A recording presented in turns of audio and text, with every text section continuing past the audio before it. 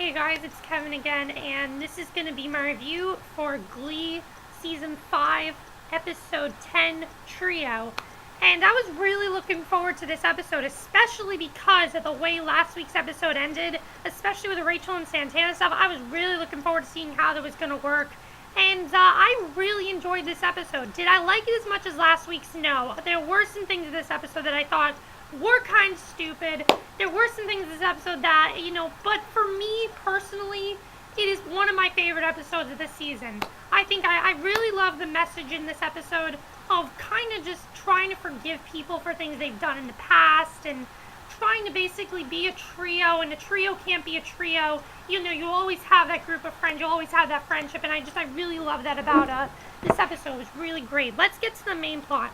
Now, you know how last week's plot of New York was the main focus? That was not the case for this episode. The graduates were the main focus, which I like because the graduates are moving on. We're not going to see them. We're going to see them in New York, but, as a group, as a whole, we're not going to see them together for that much longer in the school. This is pretty much the last time we're going to see them say goodbye before the 100th episode, that is. So, let's just get to this review.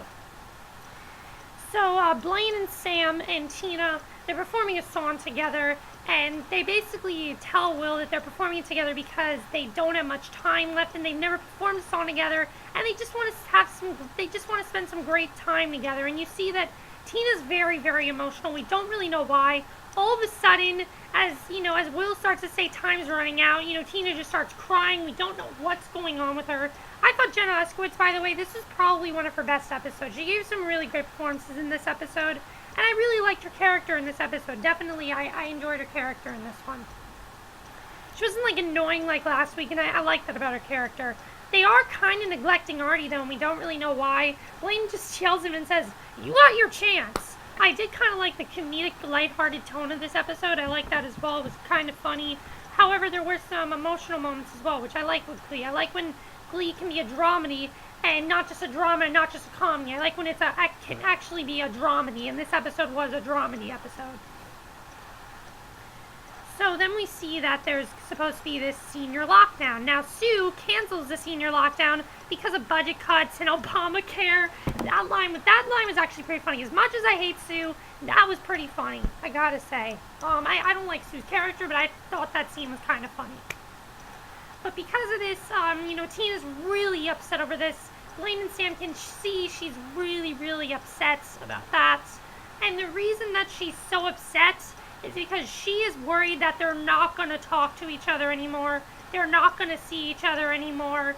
And because, if you think about it, ever since all the graduates in Season 3 left, we haven't had much communication with them. Like Tina said, she has not contacted Rachel.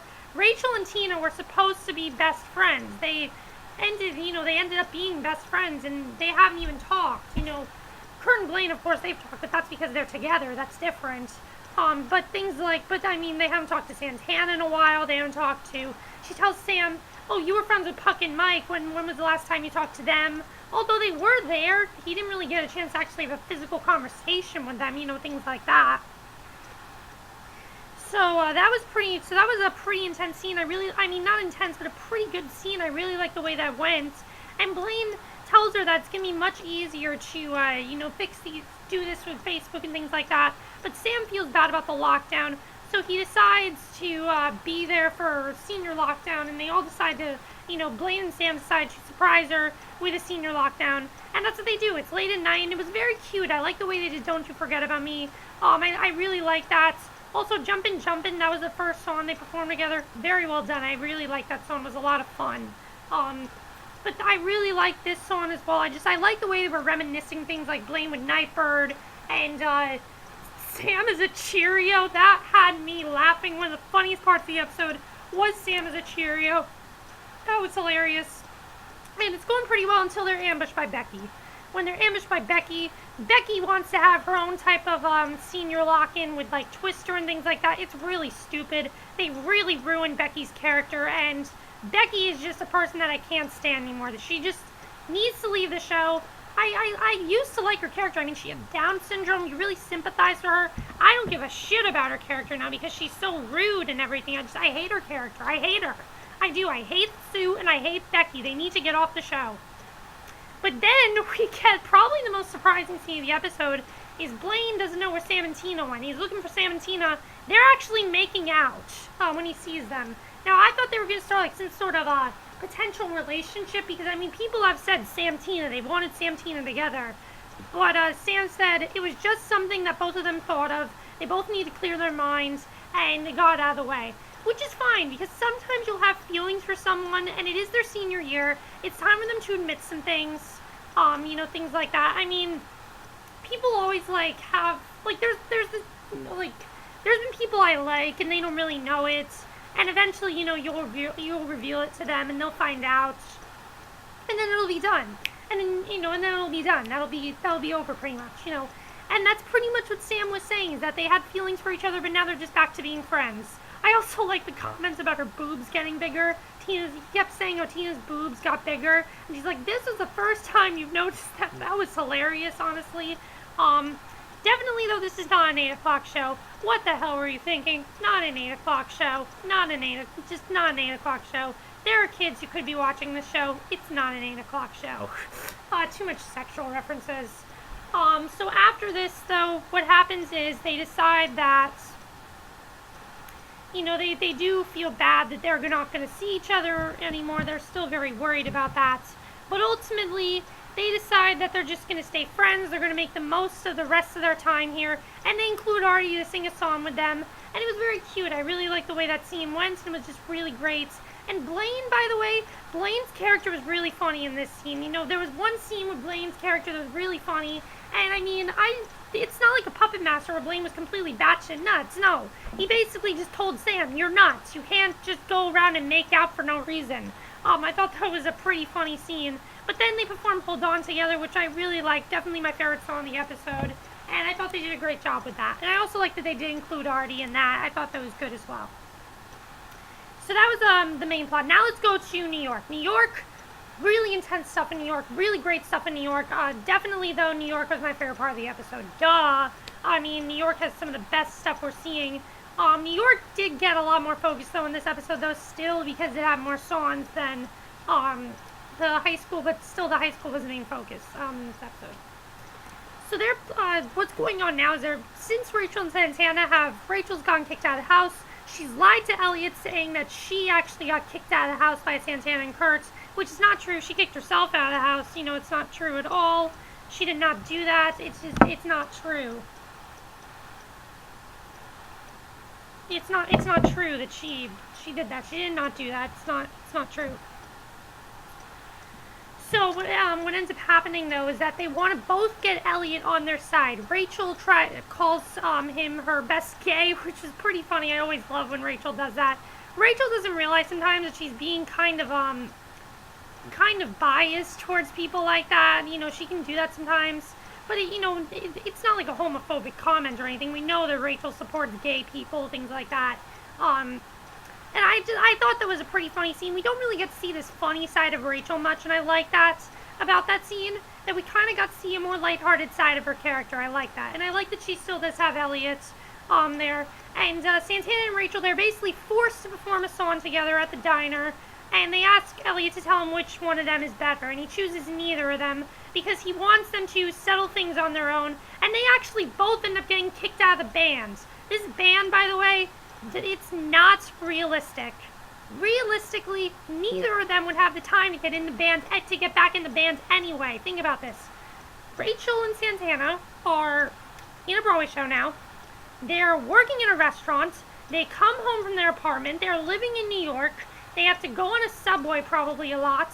Lots of traveling, lots of crazy shit in New York because New York is like the busiest street ever. They don't have time to perform in a band. I mean, it really is silly. It's not realistic, and I haven't exactly enjoyed that. I did kind of like what Kurt did, though. Kurt kicked them out of the band, made Danny and, Danny, this was her last episode. I don't really know what's going to happen to Danny, but he makes Danny and Elliot their own band called 1-3 Hill, which I thought that was a cute name. He's basically trying to convince them, though, that they can still be friends and things just happen for a reason.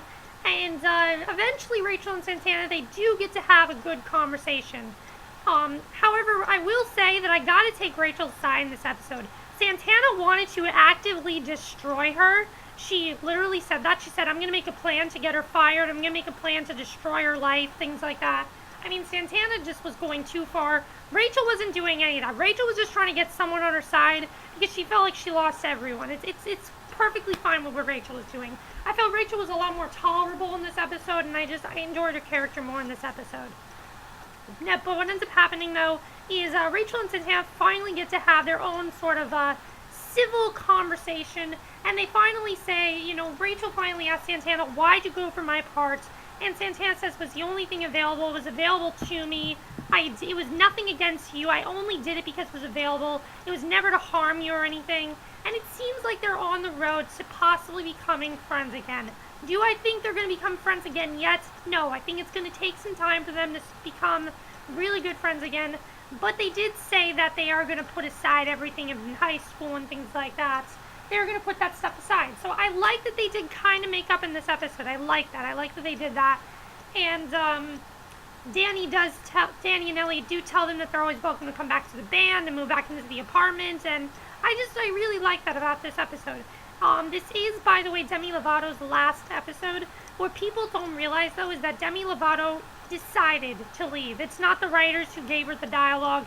She specifically said, I'm not an actress, I'm not good at this, I don't want to continue anymore. She literally said that. So, you guys who say that she didn't really get enough screen time, she wanted it. She didn't want any more screen time. So, basically, Demi Lovato not getting screen time, she got her wish. She didn't want any more screen time, so whatever.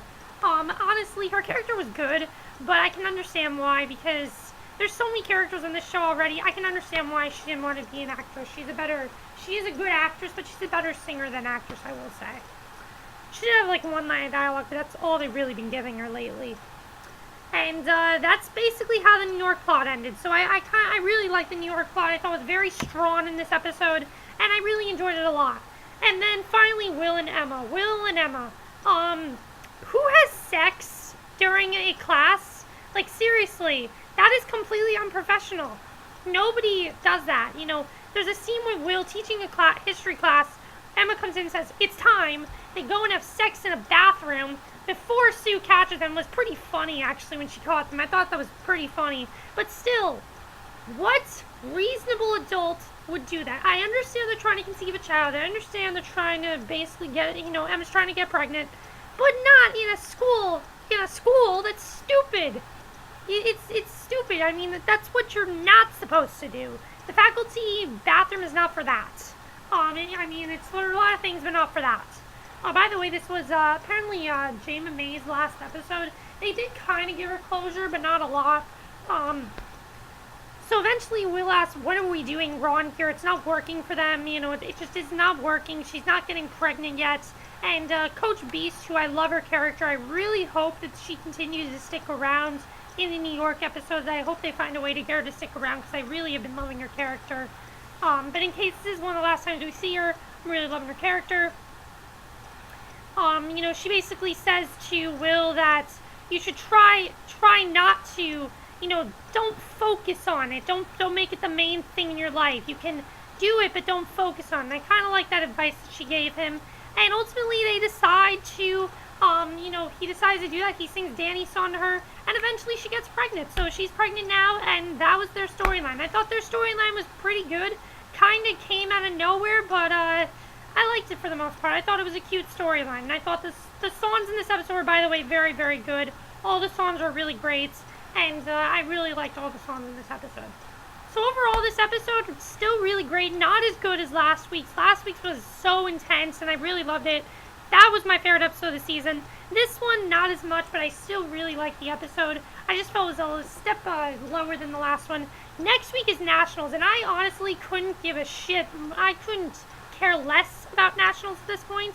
I don't care when they place. I don't care who wins. I don't care what they're singing. I don't give a shit about what happens in Nationals. I don't. I care about New York, and I care about the graduates. That's all I care about at this point. I don't care about anything else except that for this show. So, that's pretty much it for my review. Do you think Rachel and Santana are going to become friends again? I think they're pretty close to that. Do you like the graduating stuff? I really enjoyed that a lot. Do you think Sam and Tina might start something further down the line? I'm not really sure. We'll have to see. Also, is this Emma's last episode? Do you think she's gone for good? I think Jamie May's pretty much said she's done with the show after this episode. I think she might come back for the 100th one, but I'm not really sure. And, let me know anything else you want to know about the episode. But that's it for my review. I hope you enjoyed, and I will see you guys in my next video, which will be my review for Justified. So, see you then. Bye.